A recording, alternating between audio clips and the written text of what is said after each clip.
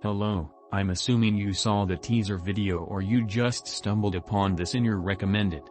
Either way, welcome to Life Before the Cambrian. So, this video will be about the Hadean Eon, aka the formation of the Earth, and later the Moon. Alright, let's not waste any more time and get to it. In the name of Lindsay Nikole, let's get the global conditions out of the way. So, since the Hadean happened during the early years of the solar system, everything was a lot more unstable back then. Orbits were all over the place, unlike our modern-day solar system. This would mean asteroids would collide with the Earth.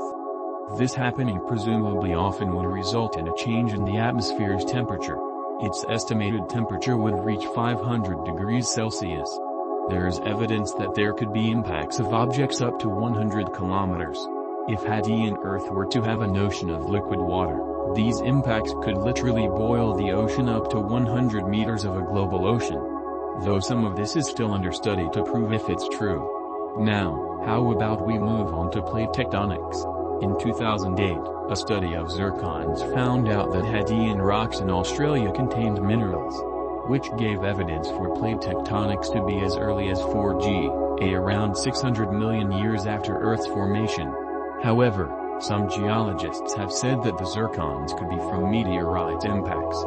But direct evidence for Hadean geology from zircons is noticeably limited. Since the zircons normally are gathered largely in one locality in the land down under, the geophysical models are under-constrained. However, they can paint us a picture of what the state was like in the Hadean. But here is to have triggered these tectonics though. If these plate tectonics have occurred in the Hadean, it will form continental crust. We will call it Conti crust for short. Different models give different results. They will predict different amounts of Conti crust during the Hadean. Though, the work of the UM et al. Predicts that at the end of the Hadean the Conti crust had just only 25% of our modern-day area. The model of Kriniga et al. Predicted that the Conti crust grew to our present-day volume sometime 4.2 and 4.0 Ga. Let's move on to continents. The amount of exposed land during the Hadean is loosely dependent on the amount of Conti crust and the ocean levels. In some models where tectonics started in the Archean, Earth would have a global ocean in the Hadean. Though high heat on the Mandlewood might make it difficult for the support of high elevation in the Hadean. However, if continents did form, their growth would be completed with the outgassing of water from the mantle. Continents might have appeared in the mid-Hadean, then disappeared under a thick ocean by the end of the Hadean Eon. Though this limited amount of land has given us implications for the origin of life on our world. Now, let's get into the meat of this video. The possible life in the Hadean, and the formation of the Moon. So, there is a possibility that in the Hadean, we had geothermal microenvironments that were shown by Soldat et al. To have decent potential to support the synthesis and the replication of RNA. And then, possibly the beginning of a primitive life form. Now when you think of ancient life you probably think of dinosaurs or Cambrian life. But in reality, it would look something like this. I know, very anticlimactic. But let's see how there's evidence. There might have been porous rock systems comprising heat, air, water. Some interfaces shown to be allowed ribozyme-catalyzed RNA replication of sense in and e-sense strands followed quickly by subsequent strand dissociation. We will call that SSD for short. This SSD enabled combined synthesis, alongside the release and the folding of active ribozymes.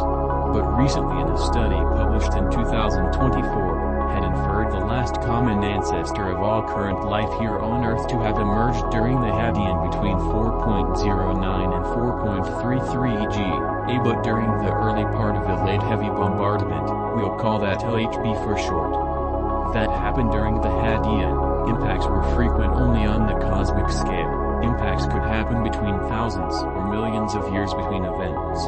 As it's possible during this time that Earth had oceans this late into the Hadean, life could have been possible, but very vulnerable to extinction events frequently. During the LHB, risks would be on the frequency, but the size of the impactor is something else. But impacts on the Moon can suggest impactors bigger than the one that wiped out the dinosaurs. an impact big enough that may erase all life on the planet. But it's been shown that some models suggest that microscopic life could or may have survived if underground or in the depths of the ocean. Alright, now how about we get on to the last part of this video. The formation of the moon. Some people say that the Earth formed with the moon, but that's too boring of a note to end this video on. So, the more popular theory on how the moon formed is because of a Mars-sized planet named Theia crashing into the Earth. This would result in the destruction of the main surface of the planet. Over possibly millions of years, the moon would form and begin orbiting the Earth. This would help keep the planet on its axis and create tides for when Earth's oceans would develop.